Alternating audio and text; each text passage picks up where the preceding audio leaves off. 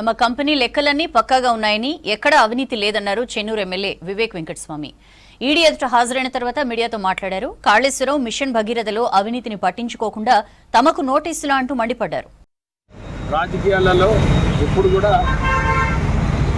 ముందుకుండాలి, ఎంత ఒత్తిడి వచ్చినా కానీ వెనుకకు పోయేది అవసరం లేదు అని చెప్పి మరొకసారి 2013లో ఏది చేసినారో మళ్ళీ ఇప్పుడు ఈసారి చేసినారో నేను అలాగే అదే దారిలో ఉన్నా, అదే గట్టిగా ముందుకు వెళ్తున్నాను.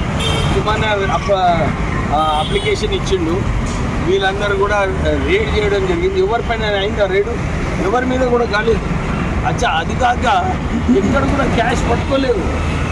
కేవలము 8 కోట్ల రూపాయలు చెక్ బ్యాంకు ద్వారా ట్రాన్సాక్షన్స్. కానీ ఒక కక్షతోని ఎక్కడైనా ఓడించాలి అని చెప్పి ఈ రేడ్ ఏదైతే జరిగిందో దాని విషయంలో అన్ని ఇన్ఫర్మేషన్